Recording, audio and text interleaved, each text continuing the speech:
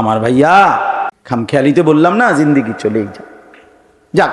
তো পরে এই লোকটা দাঁড়াইয়া ওই বুজুর্গ পাশে শুনতেছে। লোকটা সেই নবীজির রওজা পাকে সামনে দাঁড়িয়ে বলল, ইয়া রাসূলুল্লাহ, আমি আল্লাহর কোরআনের এই আয়াত আমি শুনেছি, পড়েছি যে আল্লাহ বলছে আপনাকে সামনে নিয়ে আপনার কাছে যদি কেউ মাফ চায়, আরে আল্লাহর কাছে কেউ মাফ চায় আর আপনিও যদি একটু সুপারিশ করেন তো আল্লাহ মাফ করে দিবে গুনাহ। ইয়া রাসূলুল্লাহ, আমি আসছি আপনার সামনে, আমি আল্লাহর কাছে মাফ চাইতেছি, আপনি কদ্দুর কোন আমার ওইকে। এই লোকটা বলছে, ও সাধারণ যে আপনার কাছে আমার অনুরোধ, আমি মুস্তাগফিরান বিযুনুবি, আমি আমার গুনাহের জন্য মাফ চাচ্ছি, ওয়া মুস্তাশফিআন বিকা ইলা রাব্বি, আর আপনার কাছে আপনার মাধ্যমে আল্লাহর নিকট বলার জন্য আপনার কাছে একটু সুপারিশ চাচ্ছি। আপনি কদ্দুর সুপারিশ কোন আমার লাগে কদ্দুর। এই কথা বলে এই সাধারণ লোকটা, সহজ সরল মুসলমান এই লোকটা আপনার এরপরে একটা 4টা শের পড়ছে, 4টা লাইন নবীজির মোহব্বতে কবিতা আবৃত্তি করছে। ইয়া খায়রা মান দুফিনাত বিল কা'i আযমুহু ফাতাবা মিন তিবিহিন্নাল কা'উ ওয়াল আকামু নাফসিল ফিদাউ লিকবরিন আনতা সাকিনুহু ফীহিল আফাফু ওয়া ফীহিল জুদু ওয়াল কারাম। এটা নবীজির প্রশংসার বাক্য কিছু। এই 4টা শের পড়ে লোকটা চলে গেছে। এই বুজুর্গ বলেন, ওবায়দুল্লাহ আল আতাবি রাহমাতুল্লাহ আলাইহি বলেন, একটু পরেই নবীজির রওজা থেকে বের হয়ে আমি এক জায়গায় বসছি, আমায় একটু হেলান দেওয়াতেই আমার চোখে ঘুম চলে আসছে। ওই বুজুর্গ যিনি দাঁড়াইয়া শুনছিল লগে, কথা বুঝছেন কেন, কসম আল্লাহর, ওই বুজুর্গ বলেন সাথে সাথেই চোখ ঘুমের থেকে ঘুমে যাওয়াতেই, ঘুম আসাতেই আমি নবী সাল্লাল্লাহু আলাইহি সাল্লামের স্বপ্নে নবীজির জিয়ারত নসিব হয়েছে। আর নবীজি সাল্লাল্লাহু আলাইহি সাল্লাম বললেন, আমাকে বলছেন, এখন আল হাইক, তুমি ওই বেদুইন, ওই আরবি যে লোকটা একটু আগে আমার সামনে দাঁড়াইয়া আমার প্রশংসার বাক্য বলছে, আমার কাছে সুপারিশ চাইছে, তুমি তারে এখন গিয়া বলো আমি তার জন্য সুপারিশ করছি আর আল্লাহ তারে পুরা মাফ করে দিছে। আচ্ছা, এইটা যে বাস্তব সত্য গল্প কাহিনীটা, এই ঘটনাটা, এটার প্রমাণ কি জানেন? প্রমাণ হলো এখনো আজকে 1000 বছর 100 বছর পরেও এখনো এখনো রাসূলুল্লাহ সাল্লাল্লাহু আলাইহি সাল্লামের রওজা মোবারক যেখানে দাঁড়িয়ে সালাম দেয় হাজী সাহেবরা, যেখানে দাঁড়ায় এখানের মাঝের 2 খুঁটিতে ঠিক মাঝখান বরাবর আমি প্রতি বছর গেলেই যখনই যাই আমার হাজী যারা লগে থাকে আমার সাথে তা করে দেখাই, এটা স্বর্ণের অক্ষর, স্বর্ণ দিয়ে মোড়ানো অক্ষরে এই 4টা শের কবিতার এই লাইন 4টা এখনো আছে, আজও আছে, এখনো আছে, এখন আমি দেখে আইছি। ওই বেটা এটার কথাই এই সাধারণ এই লোক কিন্তু বলছেটা কি? হ্যাঁ মিয়া, আজও আছে। সবাই ওই হাজী সাহেবরা তো এমনি সাধারণ, অনেকে তো পড়তে পারে না, এটা বোঝে না, মানে কত কথাই তো লেখা আছে এখানে, কিন্তু এটা ওই বেদুইনের শের যে নবীজির ভালোবাসায় নবীজির সামনে দাঁড়িয়ে এটা পড়ছিল এবং আল্লাহর কাছে ইস্তিগফার করছে, সুপারিশ চাইছে নবীজির কাছে। এই জন্য বাপ 2 কথা আজকে বললাম। 1 নম্বর কথা হলো রাসূলুল্লাহ সাল্লাল্লাহু আলাইহি সাল্লামকে যদি ভালোবাসেন অনুসরণ করতে হবে, আর নবীজিকে প্রেরণের উদ্দেশ্যই নবীজির অনুসরণ, বলেন না কি? আর 2 নম্বর কথা হলো মক্কা এবং মদিনার জিয়ারত, আল্লাহর ঘর এবং রসুলের রওজা পাকের জিয়ারত, এটার স্বপ্ন দেখবেন। কি বলে? এটা দিলের মধ্যে তামান্না করবেন, মনে মনে বলবেন, মনে মনে চেষ্টা করবেন, প্রস্তুতি নিবেন যে মাওলা আমি কখন আপনার ঘর দেখব, আমি রসুলের রওজায় যাব কখন, ওই কালো গিলাফ দেখব কখন, ওই সবুজ গম্বুজ দেখব কখন, আপনার বন্ধুর সামনে দাঁড়াবো কখন। আমার রুমমেট একজন ছিল আমার সাথে, ও বেচারারে আমি এমনি ভালো ইঞ্জিনিয়ার, অনেক কিছু শিখাইছি, এটা কইবেন, কেমনে সালাম দিবেন, কেমনে কি করবেন, খুব ভালো মানুষ। উনি রাসূলুল্লাহ সাল্লাল্লাহু আলাইহি সাল্লামের রওজা শরীফের সামনে কাছে গিয়ে বাইর হইয়া পরে আমার কজরে আমি সব ভুলে গেছি, আমি আর কিচ্ছু মনে নাই আমার, কি বলবো, আমি নবীজির সামনে দাঁড়িয়ে ভাবতেই সব ভুলে গেছি। এই জন্য বাপ, এটা কেমন অনুভূতি বিশ্বাস করেন, এটা বোঝানো সম্ভব না। হ্যাঁ, 1450 বছর ধরে যার আলোচনা পৃথিবীর রন্ধ্রে রন্ধ্রে হচ্ছে, সেই তিনি ওইখানে এবং জীবিত, হায়াতুন নবী সাল্লাল্লাহু আলাইহি ওয়াসাল্লাম, সশরীরে জীবিত। এজন্য দয়া করে আজকে বললাম, হজ্জের জন্য, আল্লাহর ঘর জিয়ারতের জন্য, রাসূলুল্লাহ সাল্লাল্লাহু আলাইহি ওয়াসাল্লাম মানে নবীজির জিয়ারত করতে হইলে আপনাকে হজ বা উমরায় যাইতে হবে। কথা বুঝছেন কিনা? এটার স্বপ্ন দেখে, প্রস্তুতি নেন।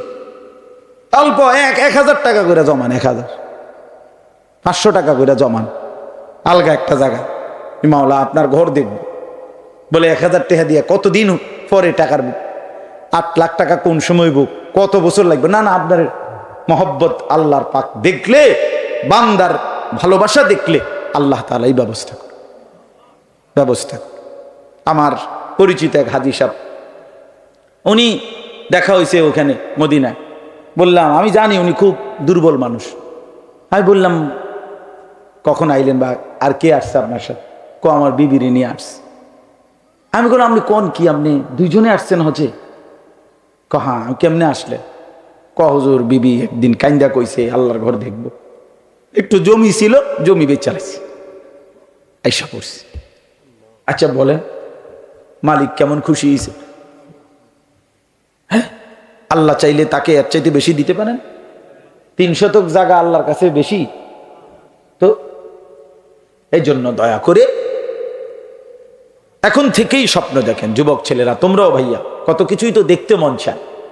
কক্সবাজার দেখতে মন চায়, কুয়াকাটা দেখতে মন চায়, কত বাংলাদেশের বা বাহিরের কত চাকচমক, কত বিনোদন পার্ক, কত কিছু দেখতে মন চায়। তো কালো গিলাফ, আল্লাহর ঘর, এই জন্য যুবক ভাই তোমাদেরকে বলি, নওজোয়ান, চলো না একবার দিল থেকে নিয়ত করো, আল্লাহর ঘর দেখবো। বলো না ভাইয়া? আল্লাহর ঘর দেখতেও তো মন চাওয়া দরকার। নবীজির রওজা, সবুজ গম্বুজ, রওজা পাক, সেটাও তো দেখার ইচ্ছা থাকা দরকার। এর চাইতে বড় ইচ্ছার কি হইতে পারে? এর চাইতে বড় আকাঙ্ক্ষার কি হইতে পারে? এই জন্য দয়া করে প্রত্যেকেই সুন্নাতের অনুসরণ, রাসূলুল্লাহ সাল্লাল্লাহু আলাইহি ওয়াসাল্লামের অনুসরণ শুরু করবেন। বলেন ইনশাআল্লাহ। মিসওয়াক ব্যবহার করেন, দাড়ি রাখেন, হ্যাঁ, খাওয়ার সময়, খাওয়ার শেষে, ঘুমের সময়, ঘুমের পরে, টয়লেট বাথরুমে ঢুকতে বের হইতে, মসজিদে ঢুকতে বের হইতে কি কি সুন্নত নবীজির একটু 2-4টা করে করে শেখেন, পালন করেন। উপার্জন হালাল হারাম ভাইসা চলেন, বউ বাচ্চারে কেমনে নামাজি বানানো যায় ফিকির করেন, একটু উদ্যোগ তো নেন, কিছু কিছু চেষ্টা তো করেন। আর সম্ভব না আমার, বুঝি হুজুর কথা ভালোই কইছেন, আসলে হইতো না, এটা তো অপদার্থের কথা, এটা তো দজভঙ্গ মানুষের কথা, এটা তো ফালতু মানুষের কথা। মিয়া হইতো না, আর ভাইতাম না, খানা খাইবেন না, খামো, ভাত খাইতাম না, বাবা খানা দাবাত খাইবেন নি, হ খামো, আর তো গুস্ত লবিন নি, চাচা হালো মো গুস্ত কানা লন, খানায় 100 কামের কথা কইলে ওটা নাই কেন? দুনিয়া তো ভোগ করতে কোনো পিছপা হন না, তো আখিরাতের জন্য প্রস্তুতি নেবেন না? কথা বলেন না কেন?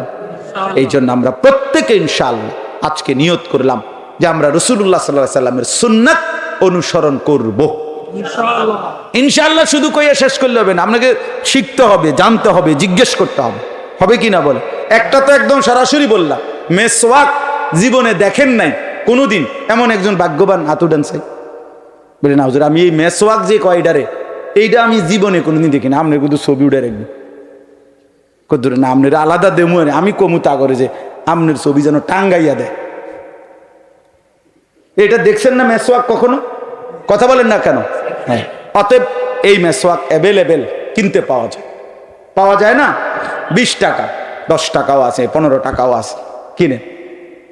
এটাই শুরু করেন যে আজকে সিদ্ধান্ত নিলাম ইনশাআল্লাহ কালকে একটা মেসওয়াক কিনবার চেষ্টা করে মেসওয়াকটা আমরা ব্যবহার করি। যতবার আপনি ওযু করবেন ততবারই মেসওয়াক করুন। বলেন না, হইছে না, মানে করুন, এত নগদ না। এই বছর যেহেতু বাংতি ফেরিয়া গেছে জুলাই মাস, একবারে সুজা জানুয়ারি আইক, একটা বছরেরও মিল আছে, ঠিক নেই কথাটা। অথবা এই সপ্তাহ বাংতি ফেরিয়া গেছে, আজকে মঙ্গলবার, শনিবার দেখি না এরকম, কালকে কালকে কিনবেন, দেখেন ভালো হবে। মিসওয়াক করলে দাঁত পরিষ্কার হয়। নবীজি বলছে আল্লাহর সন্তুষ্টি পাওয়া যায়। মিসওয়াক করলে ইমানের মৃত্যু হয়। নবীজি বলছেন জিব্রাইল আমার কাছে যতবার আসছে কোরআন নিয়ে, আয়াত নিয়ে, ওয়াহি নিয়ে, ততবার যাওয়ার সময় কসম, নবীজি বলছে ততবার যাইতে সময় আমারে মিসওয়াকের কথা বলে গেছে। প্রত্যেকবার যতবার আসছে জিব্রাইল, শুধু কোরআনের আয়াত নিয়ে আসছে জিব্রাইল আলাইহিস সালাম নবীজির কাছে 24,000 বার। কয় হাজার বার? তো মিসওয়াকের কথা বলছে কয়বার? জি জি, একটা শুধু বললেন, আপনি এই সুন্নতটা অনুসরণ করুন। এটা কওমি মাদ্রাসার হুজুরগো সুন্নত না, না না কথা, আবার অ্যালার্জি আছে, ব্যারাম, বুঝলেন না কথা। এটি ওয়াহাবির গো আমল না, রে ওয়াহাবির না, এটা নবীজির আমল। কথা বলেন না কেন মিয়া? এটা রাসূলুল্লাহ সাল্লাল্লাহু আলাইহি ওয়াসাল্লামের আমল। বেটা ঢালা দিয়া, ধাক্কা দিয়া, খোঁচা মাইরা ফেলে দিয়েন না, হাসরের ময়দানে আটকায় যাবে। দুনিয়া চলবে মিয়া, ভাত মাছ গরুর গোশত ফার্মের মুরগা ইডি বন্ধ হইতো না, ইডি চলছে বালায়, খানা দানা আটকাইতো না, আখেরাত আটকায় যাবে, পরকাল আটকায় যাবে। আজকে সবক সুন্নত মোতাবেক জীবন গড়ব ইনশাআল্লাহ।